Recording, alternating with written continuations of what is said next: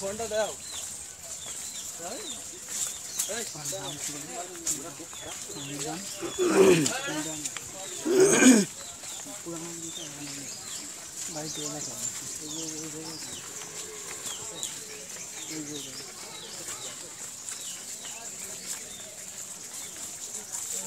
লোক আসেন মেলা মাঝি সেটা খুব পাগল হয়তো এই বিষয়ে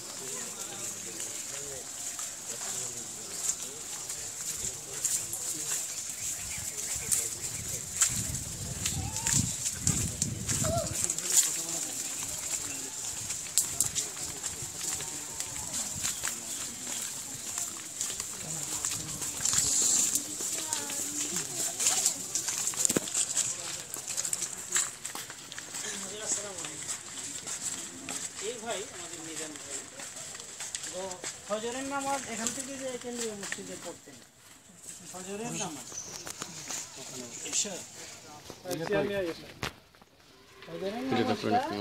কেন্দ্রীয় মসজিদে যে পড়তেন এখান থেকে যে বসেন দাদা বসেন এমন একটা সময় ছিল ফজরের নামাজ শীতের রাতে এখান থেকে যে কেন্দ্রীয় মসজিদে পড়া কম ইমানের পরিচয় না অথচ এই ভাই কোন রাগে আমার উপর রাগ করে যে বলে যে আমি খ্রিস্টান হয়ে গেছি অথবা অন্য কোনো অভিযোগ আছে কিনা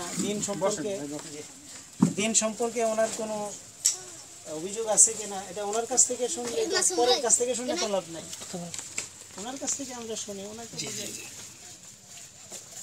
হুজুর মেহনত করে আসছেন ঢাকা থেকে আমাকে তো হুজুর অভিযুক্ত করেছেন যে আপনি ওনাকে কেন সংশোধন করতে পারলেন না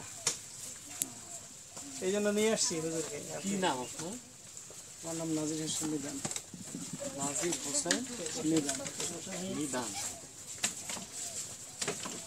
বাবার নাম কি ছিল মুজাহিদ আরে কথা বলেই যাও আপনার আব্বা মা সব তো মুসলমান ছিল আপনি এখন কি পরিচয় আমি এই সারুনা শরীফ কেন ঈসা উনি সুপারিশ করবেন সুপারিশ করবেন এটা ডকুমেন্ট দলিল তার কিতাবে আছে কোন কিতাবে ইনজিল যে তার কিতাবের কি তার কিতাব এটা কি করে ইনজিল তো তার উপরে নাজিল হয়েছে এটা কই আছে ইনজিলের কোথায় আছে যে এই কিতাবটা তার উপর নাজিল হয়েছে এটা তো বাইবেলের 4 খণ্ডের কোথায় আছে যে তার উপর ইনজিল নাজিল হয়েছে। এখন কোথায় এসে নাজিল হয়েছে এটা আমার জানা নাই, তবে তার উপরে নাজিল হয়েছে এটা সচরাচর আমরা পড়াশোনা করেছি। আপনি বাপ দাদার ধর্ম ছেড়ে খ্রিস্টান হয়ে গেলেন, আর আপনি খুঁজে দেখলেন না যে আসলে এটা ঈসার উপর নাজিল হয়েছে। আসলে তো খ্রিস্টান ফর নাথিং, খ্রিস্টান বলতে কিছু নাই, আমি ঈসার অনুসারী। ঈসার অনুসারী যে নামেই হন আপনি, ঈসার অনুসারী যে হইলেন, এখন বাইবেল কোনটা কোনটা পড়ছেন? ওল্ড টেস্টামেন্ট পড়ছেন? ওল্ড টেস্টামেন্ট পড়ছে, নিউ টেস্টামেন্ট পড়ছে। ওল্ড টেস্টামেন্টে ঈসাকে যে ইহুদিরা অপবাদ দিছে জারদ সন্তান, পাইছেন এটা? না, ওটা তো বলেই যেহেতু আল্লাহর কুদরত শক্তিতে, যেহেতু না না, কুদরত আরেক জিনিস। ওল্ড টেস্টামেন্টে যেখানে ইহুদিরা অপবাদ দিল যে মরিয়ম বেবিচার করছে এবং জেসাস সে জারদ সন্তান, বাইবেলের কোথাও কি তাকে অপবাদ মুক্ত করা হয়েছে যে বাইবেল আপনি বিশ্বাস করি ঈসার অনুসারী হয়েছেন? এখন ঈসার কথা তো শুধু বাইবেলে না, কোরআনেও তো আছে। আপনি কোরআনের কতটুকু বিশ্বাস করেন? আপনি মানদণ্ড কোনটা বিশ্বাসের? আপনি কি বাইবেলকে দিয়ে ঈসার অনুসারী হইতে চান, বাইবেলের বিশ্বাস দিয়ে, না কোরআনকে বিশ্বাস করি ঈসার অনুসারী? এটা তো বাইবেলের উপরেই আমার দেখতে হবে, বাইবেলের উপর যেতে হবে। তাহলে কোরআনের প্রসঙ্গ টানবেন না আপনি? না, আমি দেখছি যেটা সেটা বলবো। না না না, আপনাকে বিশ্বাসের একটা মানদণ্ড ধরতে হবে। তো বাইবেলের 4 খণ্ডে, পৌলের বলেন, মার্কসের বলেন, মথির বলেন, কোন চ্যাপ্টারে ইহুদিদের অপবাদ থেকে তাকে মুক্ত করা হয়েছে কোন একটা ভার্সেস দেখাইতে পারবেন? দেখাইতে পারবেন না? তার মুক্ত কে করে? শুনেন, জেসাস, যিশু, ঈসা, তার উপর ইনজিল নাজিল হয়েছে, এটার একটা প্রমাণ বাইবেলে দেখান। আর তার মা মারিয়ামকে এবং তাকে অপবাদ মুক্ত বাইবেলের কোথাও করা হয়েছে কিনা? এখন যদি করা হয় আপনি দেখাবেন, যদি না করা হয় তাহলে আপনার বিশ্বাস অনুযায়ী আপনি একজন জারদ সন্তানের অনুসরণ করছেন। না, আমি জারদ সন্তান বলিনি, একজন একজনকে বলতে পারে। না না, কথা বলুন, তার ইচ্ছা মতো বললে তো সে জারদ সন্তান হবে। আপনি যদি আমাকে চোর বলেন, হ্যাঁ, তা আপনি কি চোর? না না না, আমি যদি প্রতিবাদ না করি যে আমি চোর না, তাহলে আমি চোর। আর যদি আমি বা আমার অনুসারীগণ আমাকে অপবাদ মুক্ত করতে পারে যে এনায়েতুল্লাহ আব্বাসী চোর না, তাইলে আপনি মিথ্যা প্রমাণিত হবেন। জেসাসকে, যিশুকে, ঈসাকে অপবাদ মুক্ত করা হয়েছে যুক্তি এবং দলিলের মাধ্যমে, বাইবেলের কোথায় দেখান? এখানে যে একজন একজনকে অপবাদ দিতে পারে না, একজন একজনকে না, ওল্ড টেস্টামেন্ট কথা বলেন, একজন একজন না। আপনি একটা গ্রন্থ, আপনি একটা বই, যে ধর্মের অনুসরণ করছেন আপনি ঈসার, অনুসরণ করার মাধ্যম যে ধর্ম গ্রন্থ, সে সম্পর্কে আপনি কিছু জানলেন না, কিছু দেখলেন না, আদতেই এটা ঈসা রুহুল্লাহর উপর অবতীর্ণ ইনজিল কিনা তাও জানলেন না, দেখলেন না, এবং অপবাদ মুক্ত করা হলো কিনা তাও দেখলেন না। আপনি মহাগ্রন্থ কোরআন, যা শুরু থেকে শেষ পর্যন্ত একটা অক্ষরে কোনো সন্দেহ নাই, ১৫০০ বছর আগ থেকে আজ অবধি, আজ পর্যন্ত কিয়ামত তক কারো পক্ষে একটা ভুল ধরা সম্ভব না। সেই নির্ভুল আল্লাহর কিতাব নবীজি মুহাম্মদ সাল্লাল্লাহু আলাইহি সাল্লামের উপর অবতীর্ণ এই মহাসত্য কিতাবকে বাদ দিয়ে একটা সন্দেহযুক্ত, মিথ্যা মিশ্রিত এবং অসংখ্য মানুষের হস্ত রচিত একটা গ্রন্থের উপর নির্ভর করে আপনি রাসূলুল্লাহর উম্মত থেকে খারিজ হয়ে ঈসার অনুসারী হয়ে গেলেন। ঈসা তো আপনার উনি তো একমাত্র সুপারিশকারী। এটা কই আছে? সুপারিশ করবে না? আস্তে আমি একটু শেষ করি। না, রাসূলুল্লাহ সুপারিশ করবে এটা আমার জানা নাই। রাসূলুল্লাহ কোরআনেও নাই। কে বলছে কোরআনে নাই? না, উনি সুপারিশ করবেন কোন জায়গায় লেখা আছে? কোরআনে আছে, হাদিসে আছে, সব। না, কোরআনে কোথায় আছে? মান যাল্লাযী ইয়াশফাউ ইনদাহু ইল্লা বিইজনি। না, আমি জানতে চাচ্ছি যে কোরআনের কোন জায়গায়? আয়াতুল কুরসি। মান যাল্লাযী ইয়াশফাউ ইনদাহু ইল্লা বিইজনি। কে আল্লাহর কাছে সুপারিশ করবে তার অনুমতি ছাড়া? আল্লাহর অনুমতি পাওয়ার পর নবীজি মুহাম্মদ সাল্লাল্লাহু আলাইহি ওয়াসাল্লাম সুপারিশ করবেন। এবং কোরআনের সুস্পষ্ট, আমি শেষ করি, কোরআনের সুস্পষ্ট ব্যাখ্যা হাদিস, বুখারী শরীফে অসংখ্য হাদিস আছে, রাসূলুল্লাহ সাল্লাল্লাহু আলাইহি ওয়াসাল্লাম সুপারিশ করবেন। আদম থেকে ঈসা পর্যন্ত কেউ সুপারিশ করতে পারবে না। ঈসা রুহুল্লাহ মানব জাতিকে বলবেন, ইরজিউ ইলা মুহাম্মাদিন সাল্লাল্লাহু আলাইহি ওয়াসাল্লাম, তোমরা মুহাম্মদ সাল্লাল্লাহু আলাইহি ওয়াসাল্লামের কাছে যাও। ওনাকে আল্লাহ শাফাআতের ক্ষমতা দান করছেন। নবীজি মুহাম্মদ সাল্লাল্লাহু আলাইহি সাল্লাম শাফাআত করবেন, সকল নবীগণও শাফাআত পাবেন, উম্মতও শাফাআত পাবেন। আপনি বলেন ঈসা রুহুল্লাহ শাফাআত করবেন, ঈসা সুপারিশ করবে, হ্যাঁ, এটা ডকুমেন্টস দেন, বাইবেলের কোথায় আছে? আর সেই কথাটা যে আল্লাহর কথা বা জেসাসের কথা, এটার প্রমাণ দেন আপনি। মূলত আপনি কি জানেন যে ঈসা রুহুল্লাহর উপর কোন ভাষায় ইনজিল নাজিল হয়েছে? এটা বলতে পারবেন আপনি? কোন ভাষায়? গ্রিক ভাষায়। হ্যাঁ, মিথ্যা কথা। ঈসা রুহুল্লাহর ভাষা গ্রিক ছিল না, সুরিয়ানি ভাষা ছিল। আপনি এটাও জানলেন না যে ঈসা রুহুল্লাহর উপর নাজিল হলো কোন ভাষায় কিতাব, সুরিয়ানি ভাষা, সেটাকে অনুবাদ করা হইলো ইব্রানি ভাষা, ইব্রানি থেকে হইলো হিব্রু, গ্রিক তো বহুত পরে, আরামীয় ভাষা। এখন মূল যে ভাষায় আল্লাহ নাজিল করছে সেটাই তো আপনাদের হাতে নাই। এই নকলটাকে বিশ্বাস করার তো কোনো সুযোগ নাই। না, অনুবাদ কি নকল হয় নাকি? অনুবাদ যে কোরআনেও তো স্পষ্ট লেখা আছে উনি সাফায়াত করে না। আপনার সূরা বাকারার 48 লেখা আছে যে অপেক্ষা করেন ওই দিনের জন্য যেদিন কেউ কারো সাহায্য করিবে না। হ্যাঁ, এখন হযরত মুহাম্মদ সাল্লাল্লাহু আলাইহি সাল্লাম কিভাবে সাহায্য করবেন, সাফায়াত করবেন? এটা তো কোথাও লেখা নেই।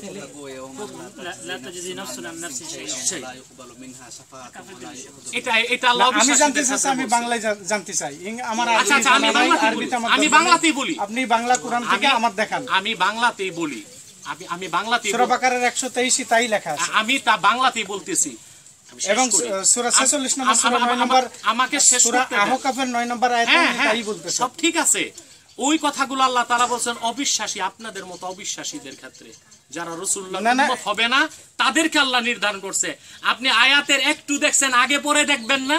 আগে পরেও দেখছি। ওই আল্লাহ তো কোরআনে বলেন লা তাকরাবুস সালাতা ওয়া আনতুম সুকারা, তুমি নেশাগ্রস্ত অবস্থায় নামাজের কাছে যেও না। এখন কি আপনি অর্ধেক বাদ দিবেন?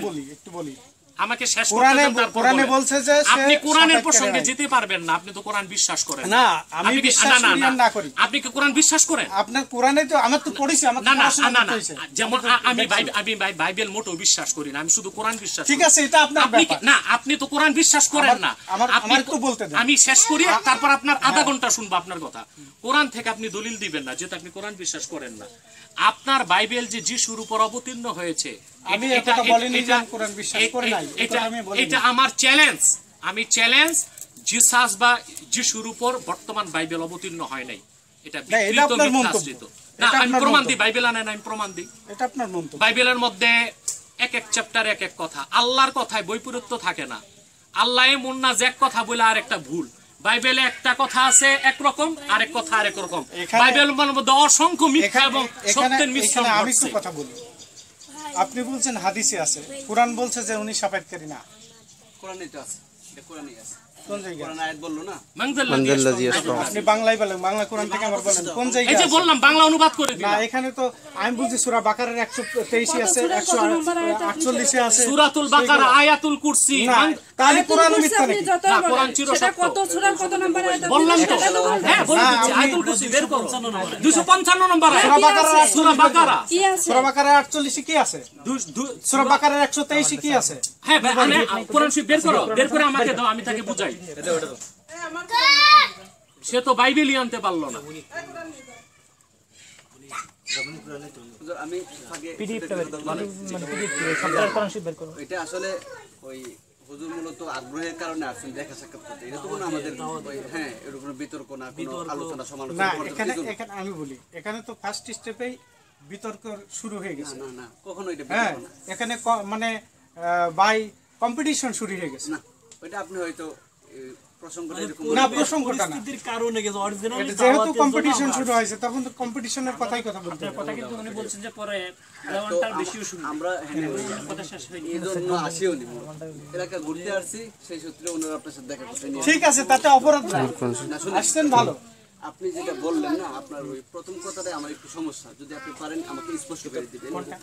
ওই যে আপনি বললেন যে ইনজিল শরীফ, ঠিক আছে, ওই ইনজিল শরীফটা একটা নতুন নিয়ম না বাইবেলের? হ্যাঁ, নতুন নিয়ম। বাইবেলের নতুন নিয়ম, আপনি ইনজিল শরীফ কেন বলছেন? কি বলবো? বাইবেলের নতুন নিয়ম তো নতুন হচ্ছে ইনজিল, আর নিয়ম হচ্ছে শরীফ। না, আমি ওইটা আমার দরকার নাই।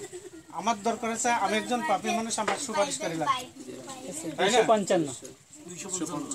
255 ইনজিল শরীফ না পাইলাম। 255 তে কি আছে? ওই আরেকটা ওই যে সূরার বাংলা কি আছে আপনি তাই বলুন।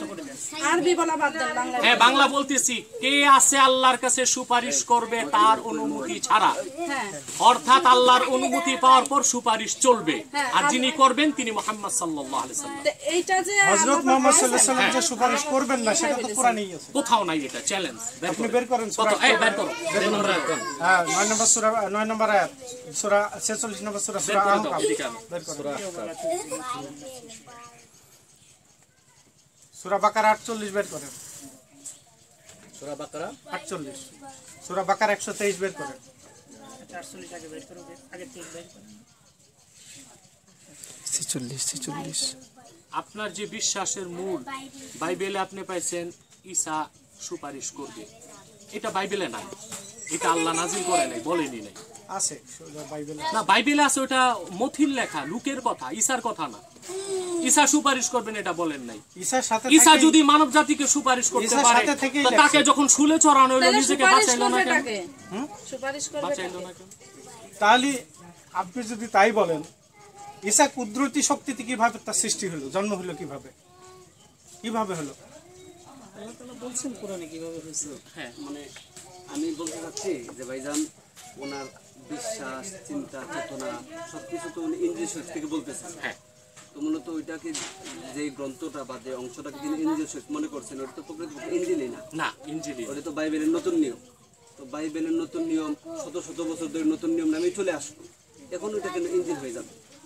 যেমন ধরেন গীতা, শত শত বছর গীতা হইলো, এখন যদি আপনি বলেন যে ওইটা আপনার পবিত্র মুখ বা পবিত্র তাওরাত, তাহলে এটা পবিত্র তাওরাত কেন হবে? ওইটা তো শত শত বছর ধরে পবিত্র বাইবেলের নতুন নিয়ম, নিউ টেস্টামেন্ট, আল্লাহ ইত্যাদি। তো ওইটা এখন হঠাৎ করে ইঞ্জিল কেন?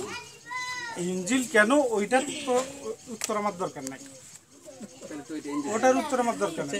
কোরআন কেন, এটা আপনি কি উত্তর কোরআন দেবেন? নাজিল থেকেই কোরআন, যখন নাজিল হয় না তা হয় না। কোরআনের ভিতরে আছে, কোরআনের নাম কোরআন। যেমন আপনার সূরা তাহার 2 নম্বর আয়াতে বলতেছে তার উপরে কোরআন নাজিল হয় নাই, আপনি কি বলবেন? কোথায় কোন সূরা তাহার 2 নম্বর আয়াতে এই বের করো। তাহার তো তাহা, তাহা, কোনো তাহা তো সূরাই নেই। আছে আছে। আপনি তো তাহা সূরা আছে কি নেই দেখেন না। তারপরে সূরা তাহার আমার তো 80 নম্বর মুখস্থই আয়াত। আছে, আমার তো মুখস্থই আছে। আমার সূরা তাওবার 80 নম্বর আয়াত বের করেন। আচ্ছা একটা একটা শেষ করেন। সূরা তাওবার 80 শুনেন, 80 নম্বর আয়াত আপনি ঝগড়া করেন না, আপনি বুঝার চেষ্টা করেন। আমি বলছি আমি একটা একটা বুঝেন, একটা একটা জবাব দেন। একটা জবাব আমি দিই। সূরা তাহাটা পড়ি, আপনি আচ্ছা শুনেন। সূরা তাওবার 80 নম্বর আয়াত বের তাহা করেন। মা আনজালনা আলাইকাল আমি কুরআনা বুঝি না, আপনি লিতাশকা। বাংলায় বলেন। আমি বলতেছি মুহাম্মদ সাল্লাল্লাহু আলাইহি ওয়াসাল্লাম, সূরা তাওবার 80 আপনার নম্বর আমি আয়াত শেষ বের করি, করেন। সে কতটুকু আমার কাছে কোরআনে অপবাদ দিচ্ছে। আল্লাহ সূরা তাহার 2 আয়াতে বলছেন মুহাম্মদ সাল্লাল্লাহু কোরআনটা আমার আলাইহি কাছে দেন, আমি ওয়াসাল্লাম, আপনার উপর আমি এই কোরআন কষ্ট করার জন্য নাজিল করি নাই। আমি আপনার উপরে এই কোরআন নাজিল করেছি, অবতীর্ণ করেছি। এই জন্য করি নাই যে কোরআন নাজিলের কারণে আপনি কষ্ট করবেন। জি সূরা তাওবার 80 নম্বর আয়াত বের কোথায় করেন। আল্লাহ বলছেন যে ওনার রাসূলের উপর কোরআন নাজিল করেন নাই? অর্ধেক বই অর্ধেক। অর্ধেক বইলা অর্ধেক ছাড়লেন। হুজুর শানে নজরুলে আবার আরেকটা কথা ব্যাখ্যা করেছে ওখানে, যে কোনো এক কাফের 80 নম্বর আয়াত বের করেন। ওইটারই শানে নজরুলে ব্যাখ্যা করেছে, কোনো এক কাফের মুমিনের কাছে টাকা হলত করেছে, এবং টাকাটা দেবে না, যদি মুহাম্মদকে অবিশ্বাস করা হয় তাহলে পরে তুমি কি করো টাকা হাওলাত আমি পড়বো না, আপনি বলবেন। আমি ইন্টারমিডিয়েট এবার অ্যাডমিশন দেব। আচ্ছা একটু শোনো, তোমার আচ্ছা আচ্ছা শেখ শুনেন, ওনাদের বিভ্রান্তিটা কোন জায়গার মধ্যে আমরা শুনলে পরিষ্কার হবো সবাই, যারা আমরা জানি। সূরা তাওবার 80 নম্বর আয়াতে বলা হয়েছে, তুমি উহাদের জন্য ক্ষমা প্রার্থনা করো অথবা উহাদের জন্য ক্ষমা প্রার্থনা না করো, একই কথা।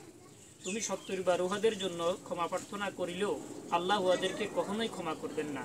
এই জন্যই যে উহারা আল্লাহ ও তার রাসূলের সঙ্গে কুফরি করেছে। আল্লাহ পাপাচারী সম্প্রদায়কে সূরা বাকারার 123 আচ্ছা একটা শেষ করেন। কি বুঝাইলেন? এটা আপনি কি বললেন যে রাসূলুল্লাহ সাল্লাল্লাহু আলাইহি ওয়াসাল্লাম সুপারিশ করবেন না? রাসূলুল্লাহ সাল্লাল্লাহু আলাইহি ওয়াসাল্লাম সুপারিশ করবেন না, কাফের মুশরিক অবিশ্বাসীর জন্য। এখানে তো পরিষ্কার পরিষ্কার। উনি আপনি সাফাই তাইলে করবে, আপনি কোরআনের কোথাও লেখা নাই। আপনি কিভাবে কেউ বললেন? সাহায্য করে সূরা বাকারা 48 পড়েন, 123 করেন। এই যে আমি সূরা বাকারা থেকে একটা আয়াত করে তো আর সবকিছু ব্যাখ্যা করা যায় না। তোমরাই তো একটা আয়াতের অর্ধেক বাদ দিচ্ছ, অর্ধেক বলতেছো। না আছে পড়ুক না কেন ওই কথাটা তো মিথ্যা কথা না, লেখা আছে ওটা। একটা আয়াত নিয়ে ছিলে হলো আরেকটা আচ্ছা আচ্ছা আরেকটা তার যত আয়াত আছে বের করে দাও। সব শুনছে। প্রথম কথা হচ্ছে আমরা আয়াতগুলো যখন পড়বো তখন এই আয়াত থেকে আপনি বুঝিয়ে দিবেন যে এই আয়াত দ্বারা বোঝানো হয়েছে যে সুপারিশ করা যাবে না। যেমন এই আয়াতে আমরা যখন পড়লাম এখান থেকে কিন্তু আপনি প্রমাণ করতে পারলেন না যে এই আয়াতে কিন্তু বলা হয়নি যে মোহাম্মদ রাসূলুল্লাহ সুপারিশ করতে পারবে না, বলা ওনার হয়নি। কথা তো কাজে লাগবে না তাই বলছে ওখানে। হ্যাঁ, কাফেরের জন্য, কাফের সুপারিশ করতে পারবে ওখানে সেটাও তো কাফের স্পষ্ট আছে, এই যে অবিশ্বাস, এই যে আমার কথা বুঝতে এই যে আবার শুনুন আপনি যে আবার শুনেন। উনি একথা ওখানে বলেননি যে আমার সুপারিশে কারণ আচ্ছা আবার শুনুন আল্লাহ সুপারিশ করতে পারবে এই কথা অন্য জায়গায় আছে, আবার সূরা বাকারা আছে, সুকার বাকারা বের করো বের করো, দাও, দাও। সূরা বাকারা দাঁড়ান এটা বলতে সূরা বাকারা 48 আগে ওই অর্থে আগে শুনুন। 123 আমরা সবাই কথা বললে শোনা যাবে না। কথা বলে না কেউ কথা বলেন না। আচ্ছা 48 নম্বর আয়াত সূরা বাকারা। তোমরা সেই দিনকে ভয় করো যেদিন কেউ কাহারও কোনো কাজে আসিবে না, কাহারও সুপারিশ গ্রহণ করা হইবে না, কাহারও নিকট হইতে বিনিময় গৃহীত হইবে না, এবং তাহারা কোনো প্রকার সাহায্য প্রাপ্ত হইবে না। কি হলো এইটা দ্বারা ঈসা সুপারিশ করবে না। হ্যাঁ, এখানে কি বলা হইছে? কি বলো, কেউ কারো সুপারিশ আল্লাহ এবার শুনবেন আমি না। বলি জি, আপনি বুঝাই দেন। আমি বুঝাই দিই বুঝা, বুঝাই দিচ্ছি। কোরআনে বলছে কেউ কারো সাহায্য করিবে না পাইবে না কেউ কারো তাহলে সুপারিশ। হযরত মুহাম্মদ সাল্লাল্লাহু আলাইহি সাল্লাম উনি সুপারিশ করতে পারবেন না তা কোরআন এটা এখানে অনুযায়ী তো বলছে। আচ্ছা এটা তো এখানে বলা নাই। কেউ মানে আচ্ছা সবাই তো। তাহলে তো ঈসাও করবে না, মানে তো সবাই ঈসাও তো এইবার করবে আমি না। বলি ঈসার কিতাবে সেটাই আছে ঈসার কিতাবে, ঈসার কিতাব তো ইনজিলে সেটাই কিতাব, আছে। ঈসার তো কিতাবই নাই। অথচ কোরআনে আরেক জায়গায় আছে 255 নম্বর আয়াতে নিদেন ভাই ঈসা আলাইহিস সালাতু ওয়াসসালাম সূরা বাকারার 123 বের করেন এই যে স্পষ্ট এখান থেকে দেখলে সূরা। উনি এটা বিশ্বাস করে আর আচ্ছা আচ্ছা আচ্ছা বের করো, পরিষ্কার আয়াত পড়ি, তুমি অনুবাদ বের করো। নাম্বার? এই যে আল্লাহ স্পষ্ট, আল্লাহ বলছেন ওয়াস্তাগফির লাহুম ওয়া শাওয়িরহুম ফিল আমর, অর্থাৎ আপনি উম্মতের জন্য ক্ষমা চান, আমি আল্লাহ ক্ষমা করে দিব। স্পষ্ট। আপনি কোরআনের একটা আয়াত আয়াত বের করে দাও। না না, আপনি কোরআনের একটা আয়াত বিশ্বাস করি কি আরেকটা করবেন না? আরেকটা করবেন না। আপনি যে আয়াত দেখালেন একই জায়গায় দুই রকম কথা তো আর বলেননি উনি না না, একই জায়গায় দুই কথা বলা না। কোরআনের ওই আয়াত, যে আয়াত দিয়ে বলছেন কোরআন আমি বলছেন শেষ যে করি। কোরআনে সুপারিশ গ্রহণ করা হইবে না আপনি যদি ভাই কোরআনের এই আয়াতকে বিশ্বাস করেন তো ঈসাও সুপারিশ করবেন না। এখন আপনি আমি দেখছি আপনার কোরআনের কথা, আমি বলছি যে আসলে এখানে এটা আছে আমি তাই বলছি তাও তো বিশ্বাস না বিশ্বাসের বিষয় আছে আলাদা তাও তো ঈসাও সুপারিশ করবে না। আচ্ছা এখন দ্বিতীয় কথা হচ্ছে আমরা আরেকটা এখানে আয়াত আছে দেখাইলাম না, অন্য কারো সূরাতে, সুপারিশ গ্রহণ করা হইবে না অন্য সূরাতে ঠিক আছে কিনা 123 বের করেন সূরা বাকারা ওইটা বের করো যেটা দেন ওয়াস্তাগফির লাহুম। আয়াত নাম্বার বানা আগে আয়াত নাম্বার সূরা নাম্বার ইমরান আয়াত নম্বর 158 এখানে বলা হয়েছে এবং তোমাদের মৃত্যু হইলে অথবা 49 দেখেন। 59 আল্লাহর দয়ায় তুমি তাদের প্রতি কোমল হৃদয় হইয়াছিলে, যদি তুমি রূঢ় ও কঠোর চিত্ত হইতে তবে তাহারা তোমার আশপাশ হইতে সরিয়ে পড়িত। সুতরাং তুমি তাদেরকে ক্ষমা প্রার্থনা করো এবং তাদের জন্য ক্ষমা প্রার্থনা করো এবং কাজে কর্মে তাদের সঙ্গে পরামর্শ করো। অতঃপর তুমি কোনো সংকল্প করলে আল্লাহর উপর নির্ভর করবে, যারা নির্ভর করে আল্লাহ তাদেরকে ভালোবাসে। এই যে স্পষ্ট রাসূলুল্লাহ সুপারিশ করবে। 123 পড়েন সূরা বাকারা 123 এটা পাইলেন তো জমা। এটা সমাধান দেন।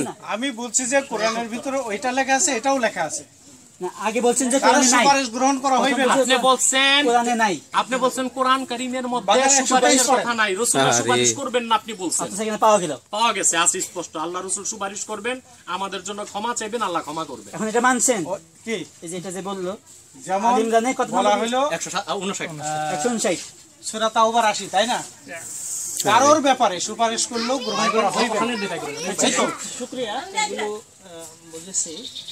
উনি আমি বলি আপনাদের, উনি একজন সাধারণ মানুষ, সাধারণ শিক্ষিত মানুষ। আপনি যে মানের আলেম, যে পড়াশোনা আপনি করেছেন, উনি নিজেই স্বীকার করেছেন যে উনি আরবি বোঝেন না, আরবি বলে ওনাকে লাভ নেই। এবং উনি এটাও বলেছেন যে আমি ইনজিলও ইব্রানি ভাষা বা সুরিয়ানি ভাষা এটাই জানা নাই তার। এটা আমি জানি না, উনি এটা স্বীকার করেছেন। তো যেহেতু উনি এগুলো প্রথমেই স্বীকার করেছেন, এখন ওনাকে আমরা বরং এই অপশন দেই যে আপনি যেহেতু যে কোনোভাবেই এই চিন্তাটা আপনার মাথায় ঢুকে আপনি আপনার দিক থেকে হয়তো সঠিক মনে করছেন অথবা অন্য কোনো কারণে সঠিক মনে করছেন, আসলে এটা একটা ভুল জায়গায় আপনি আছেন। সঠিকটা জানতে হলে আমাকে মূলে যেতেই হবে। কি বলেন ভাই? মূলের তো কোনো বিকল্প নাই। ইঞ্জিল মূল করতে হবে, এমনকি ইঞ্জিলের পুরোটাই আপনাকে দেখতে হবে। যেমন আপনার হাতটা আপনার পুরো শরীর না, আপনার হাতটা সহই আপনার পুরো শরীর। এখন আপনি যদি হাতটা বলেন যে এটাই আমার শরীর, তাইলে গোটাটা আপনি অস্বীকার করলেন, তাইলে আপনি থাকছেন না। তদ্রুপ দিন বুঝতে হলে পুরোটা পড়তে হয়। আপনি ইঞ্জিলই পড়েন, নতুন নিয়ম পুরান নিয়ম যাই পড়েন, ইঞ্জিল নাই এখন। ইঞ্জিলের কোনো প্রমাণ দুনিয়াতে কেউ দেখাইতে পারবে না, খ্রিস্টানরাও দেখাইতে পারে না। এমনকি তাদের গবেষকরা, এই খ্রিস্টান গবেষকরা অসংখ্য মত ইতিমধ্যেই দিয়ে ফেলছেন, যারা অলরেডি গবেষক পর্যায়ের, যে এর মধ্যে এতগুলো অসঙ্গতি আছে, প্রতিটা ভার্সনেই অসংখ্য অসঙ্গতি, প্রতিটা সংস্করণেই অসংখ্য অসঙ্গতি, যেটা অন্য কোনো গ্রন্থে এরকম পাওয়া যায় না। এই জন্য আপনাকে আমরা যেটা অনুরোধ করতে আসছি, আপনি আমাদের ভাই, আপনি মুসলিম, আপনি গভীর ফজরের নামাজ গিয়ে কেন্দ্রীয় মসজিদে পড়েছেন, আপনার প্রতি আমাদের মহব্বত থেকে আমরা আসছি। আপনি জাহান্নামে গেলে বা আমি জাহান্নামে গেলে আপনার ক্ষতি নাই, আর আপনি জাহান্নামে গেলে আমার ক্ষতি নাই বেসিক্যালি।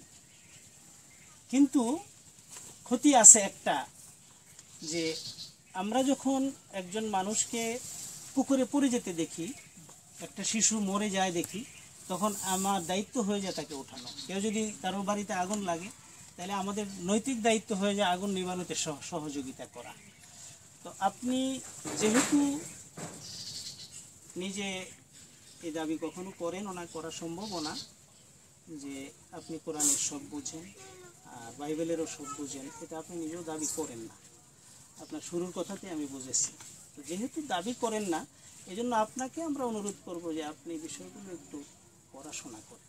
পড়াশোনা করলে এবং পাশাপাশি খ্রিস্টান পণ্ডিত, মুসলিম পণ্ডিত, তাদের সাথে কনসাল্ট করেন। পড়াশোনা করলেই সব বুঝে আসবে না, কারণ আমরা তো এই ছোটোকাল থেকে এই পর্যন্ত পড়তেছি, সব জিনিস টেক্সট পড়েই বুঝি না। তখন আবার শিক্ষকের কাছে গিয়ে ব্যাখ্যা বুঝতে হয় যে স্যার এটা তো এই আয়াতে বললো এরকম, এই আয়াতে বললো এরকম, এটা কী সমাধান।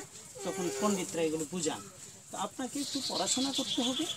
আপনি আমাকে তো চিনেন, আপনি আমার সাথেও পরামর্শ করেন নাই যে আমি খ্রিস্টান হইতে চাই বা ইসাই ধর্ম পালন করতে চাই, ইসলাম সাইরা কি বলেন, এই দোষ ইসলামের মধ্যে পাই আর এই গুণ ইসাই ধর্মের মধ্যে পাই, এই কারণে আমি এটা সাইরা মন্দটা সাইরা ভালোটাই যেতে চাই।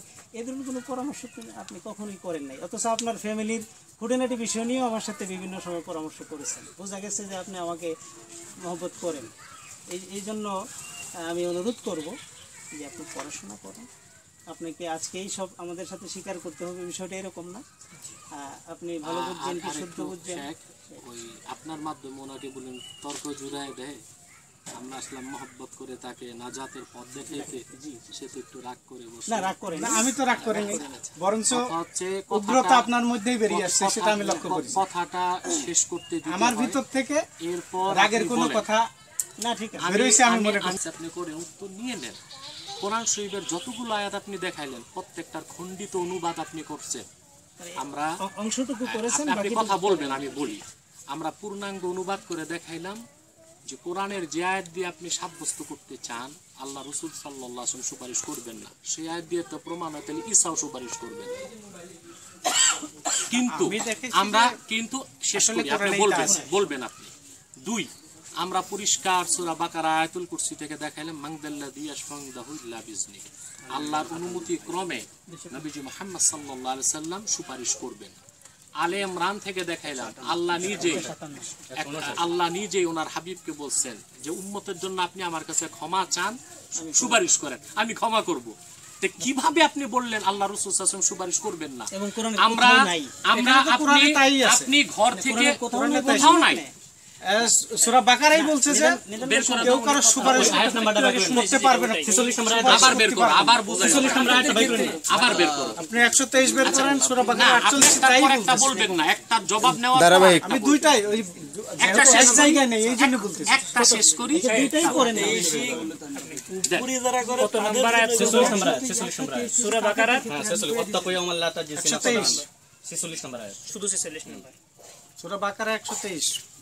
আগে 46 বলছি না, আগে 46টা বাইট করি।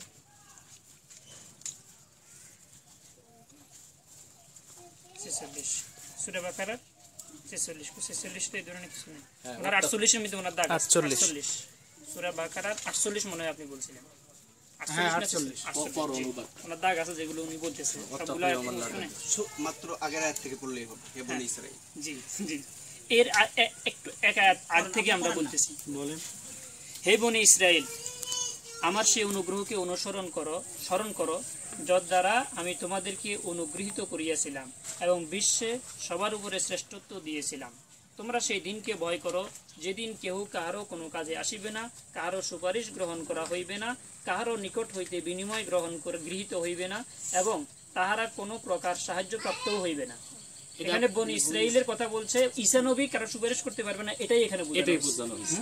ঈসা কারো সুপারিশ করতে পারবে না। হে বনি ইসরাইল, আল্লাহ শুরুতেই সম্বোধনটা বলছেন কাকে করলো? ইয়া বনি ইসরাইল, যেটা বাংলা হে বনি ইসরাইল। তুমি বুঝেছো? তুমি শিক্ষিত। দেখো ভালো করে দেখো, এই যে 20 পৃষ্ঠা রুকু বনি 6। ইসরাইল কারা এবং বনি ইসরাইল না কারা?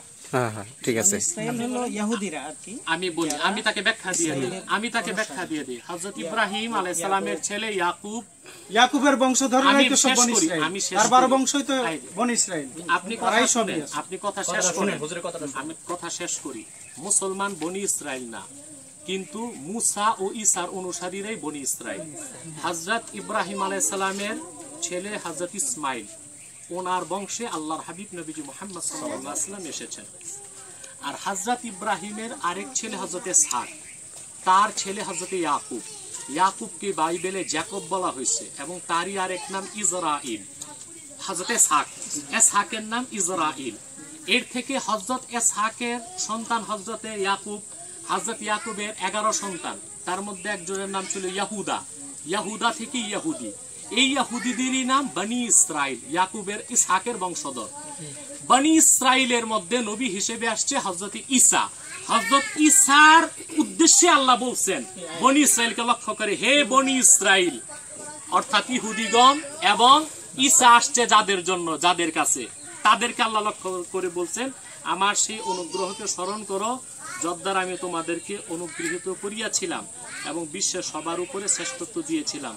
তোমরা সেই দিনকে ভয় করো যেদিন কেহ কাহারও কোনো কাজে আসিবে না, কাহারও সুপারিশ গ্রহণ করা হইবে না, কাহারও নিকট হইতে বিনিময় গৃহীত হইবে না এবং তাহারা কোনো প্রকার সাহায্য প্রাপ্ত হইবে না। ঈসা সুপারিশ করতে পারবে না, এটাই স্পষ্ট। তাহারা বনি ইসরাইল। এবার আমি একটু বলি, আল্লাহ ইসহাকের বংশের মধ্য দিয়ে তার চিরকালের ব্যবস্থা গ্রহণ করেছিলেন, কিন্তু সারা ছিল হচ্ছে গিয়ে বাদশাহীদের আদিমাতা, কিন্তু ইসমাইলের বংশের মধ্য থেকে সে আদিমাতা হয় নাই।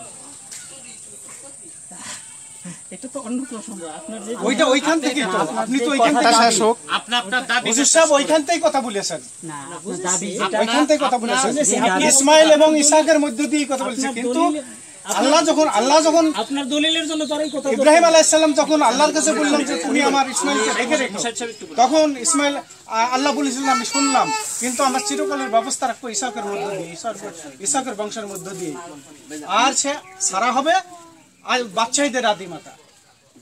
এখানে ব্যাখ্যা বলছে কি এভাবে ধরেন আপনি কথা বললেন, আমরাও বললাম, আমরা একটা ব্যাখ্যা করলাম, আপনি আরেকটা ব্যাখ্যা করলেন, তো এইভাবে কথা বললে আমার মনে কথা কখনো শেষ হবে না। আমি মুরব্বীদের সামনে কথা বলতে চাইলাম না, কিন্তু দেখছি যে লম্বা হয়ে যাচ্ছে, এই জন্য আমি আপনার কথার আনসারটা আমি বলি। একটা কথা আপনি আমার কথাটা বলতে দেন। তো মূল বিষয়টা হলো যে আমি যেটার উপর ভিত্তি করে কথা বলছি, আপনি এর উপর ভিত্তি করে কথা বলছেন না, বরং অন্য আরেকটা জিনিসের উপর। তো আপনি যে ভিত্তির উপর কথা বলছেন সেটা হলো ইনজিল শরীফ, বুঝলেন? তো এই বিষয়টা আগে আমার মনে হয় আপনার কাছে স্পষ্ট হওয়া উচিত যে আদৌ এটা ইনজিল কি, কারণ ওইটা শত শত বছর ধরে বাইবেলের নতুন নিয়ম, নিউ টেস্টামেন্ট, এখন হঠাৎ করে আপনি কেন ওইটাকে ইনজিল বলছেন? আমি বলি, আপনার সূরা আনামের 192 নম্বরে আয়াত দেখেন, সূরা 1937 দেখেন কি বলে। আরে আপনি তো কোন আয়াতেরই শেষ করতেছেন না, আগের কিতাবের কথাই বলতেছে, ঠিক আছে? আপনি কোরআনের কোথাও এখন ইনজিল নেই, এটা আপনি কিভাবে প্রমাণ করবেন? আমার কাছে প্রমাণ আছে। কথা হলো এখন যে ইনজিলটা, ওই ইনজিলের নাম হলো নতুন নিয়ম, নিউ টেস্টামেন্ট। কোরআনের কোথাও কোনো আয়াতে না, আয়াতের ব্যাখ্যা বিশ্লেষণে কোথাও নিউ টেস্টামেন্ট নতুন নিয়ম নামে কোনো কিছু আছে? এটাকে আপনি জানেন?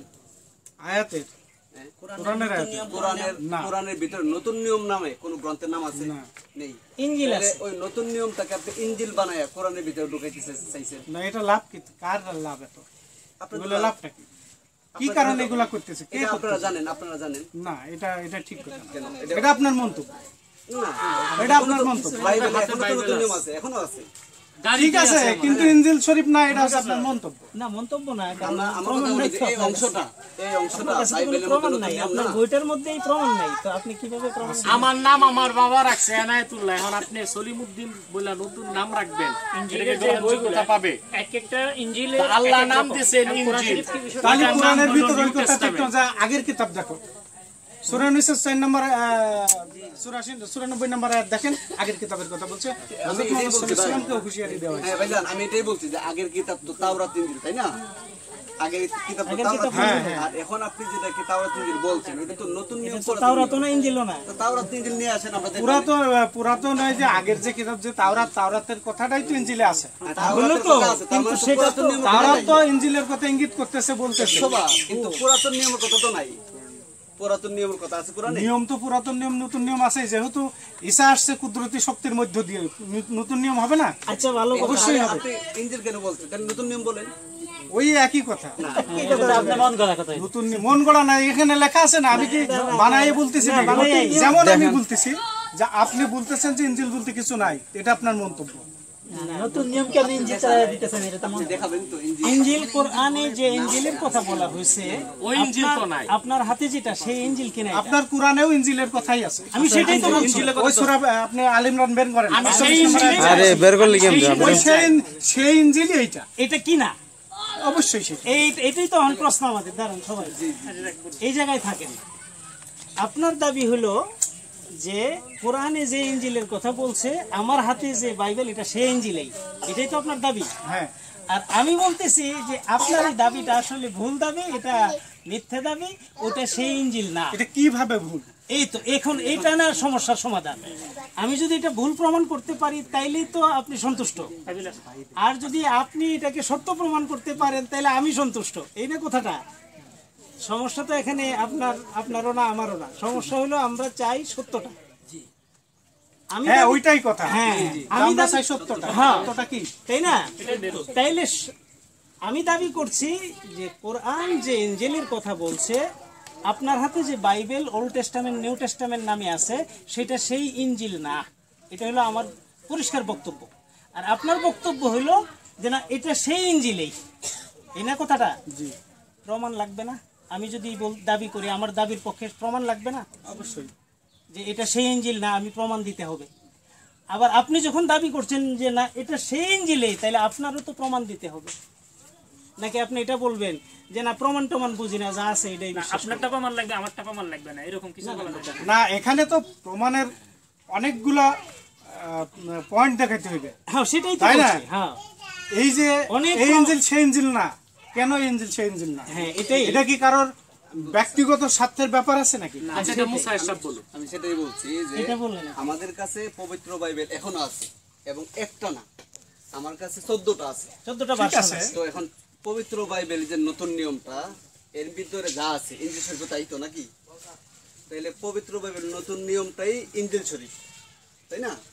তো আমরা বলতে চাচ্ছি যে কোরআনের মধ্যে পবিত্র বাইবেলের নতুন নিয়মের কোনো নামগন্ধও নাই, এমনকি দুনিয়ার কোনো গ্রন্থেও নাই।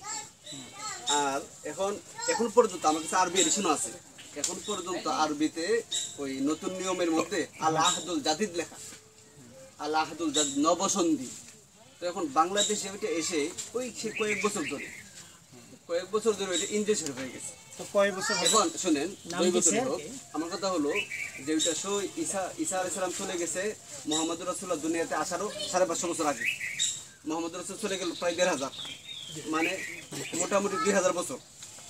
তো সর্বোচ্চ আপনি 100 বছর আগের কোনো ইনজিল দুনিয়াতে ছিল এরকম দেখাতে পারবেন না। আমার প্রশ্ন হলো, অবশ্যই তা না হলে পরে আমি যে কথা বলছি আমার প্রশ্ন হলো ভাইজান, আমি প্রশ্ন শেষ করে দিই। আমার প্রশ্ন হলো যে 1800 বছর একাধারা 1800 বছর ধরে যেটা নতুন নিয়ম, নবসন্ধি, নিউ টেস্টামেন্ট এই নামে চলে আসছে, ওইটা এখন কেন ইনজিল শরীফ হয়ে গেল? ওইটা কি জালিয়াতি না? এরপরে আরেকটা কথা আমি যুক্ত করে দিই সাথে, এই আপনাকে বোঝার সুবিধার্থে। আপনার যুক্তিগুলো আমরা শুনব প্রয়োজনে। এই যে ইনজিল শরীফ যেটাকে আপনি বলছেন যে এগুলো আমার হাতে যেটা ইনজিল শরীফ, এটাও ইনজিল। আমার হাতে যে 11টা ভার্সন আছে, 11টা ইনজিল শরীফের 11টা ভার্সন আছে। আর ভার্সন কিন্তু 11টা না, ভার্সন শত শত হয়েছে। মজার ব্যাপার হলো এগুলো আমরা পড়া শুরু করলাম, পড়ে দেখতে পাইলাম একটা ভার্সনের সাথে আরেকটা ভার্সনের মিল নাই। এখন কোনো ধর্মগ্রন্থ যদি একটা ভার্সনের সাথে আরেকটা ভার্সন না মিলে, তাইলে আপনি কোনটাকে সত্য বলবেন? যেমন 11টা 11 রকম কথা কয়, তাইলে আপনি কোনটাকে সত্য কইবেন? আর কোরআন শরীফ যদি দুনিয়ার গোটা দুনিয়ার যে কোনো জায়গা থেকে যে কোনো ভার্সন আনেন, সবগুলো এক কথা কয়, তাইলে আপনি কোনটা নেবেন? বাবা তুমি কোনটা নিবা? তাইলে আমি এখন আমাদের কথাই নেব। এক অনুবাদের কথা না, এই তো সুন্দর কথা। তা আমরা শুধু এই কথাটা আপনাকে বলতে আসছি যে আপনি এগুলো একটু স্টাডি করেন। তর্ক বিতর্কের এখানে বিষয় না। না, তর্ক বিতর্ক তো ভালো জিনিস না, না কখনো না। এখানে আরেকটা বিষয় আছে, উনি কথাটা পয়েন্টে তর্ক বিতর্কের কোনো দরকার নাই। আমি আপনাকে শুধু এই প্রমাণটা আজকে দিয়ে গেলাম যে আমার কাছে এবং আপনার, যেহেতু আপনি সেই ধর্ম এখন স্টাডি করছেন, আপনার কাছে তো এই ভার্সনগুলোর কোনো অভাব হওয়ারই কথা না। আপনি দুনিয়াতে যত ইসাই ভার্সন আছে সবগুলো কালেকশন করেন। যদি আপনার না থাকে আমাকে বলেন, আমি সহযোগিতা করি আপনার ভাই হিসাবে, কারণ আপনাকে আমি মহব্বত করি। আপনার ভাই হিসাবে আমি আপনাকে পৃথিবীর যত ভার্সন আছে যদি আমি কিনে না দিতে পারি, ইন্টারনেট থেকে নামাই আপনাকে দেব। সবগুলো ভার্সন পড়ে দেখেন, একটা ভার্সনের সাথে আরেকটা ভার্সনের মিল নাই, একটা অনুবাদের সাথে আরেকটা অনুবাদের মিল নাই, একজন লেখকের ইঞ্জিলের সাথে আরেকজন লেখকের ইঞ্জিলের মিল নাই। কিন্তু আমি কৌতূহলী হইয়া কোরআন শরীফের অনুবাদ বিভিন্ন ভাষায় কালেকশন করেও দেখলাম যে একটার সাথে আরেকটা হুবহু মিল, কোনো পার্থক্য নাই, বক্তব্য সবাই।